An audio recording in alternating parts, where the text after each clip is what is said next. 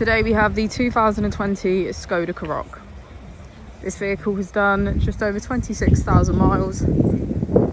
It has a manual transmission and a petrol fuel type. To the left of our steering wheel we have voice control as a feature, and on the right we have our keyless ignition and automatic headlights. To the left of our screen we can access our radio, media, smartphone integration and voice control.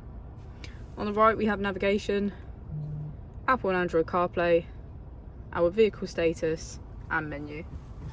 If we put the vehicle into reverse, we can see that it comes with a parking camera with front and rear parking sensors. Just below is our dual zone climate control, where we have heated seats on either side. If we press our mode button, we can switch between our 4 different driving modes.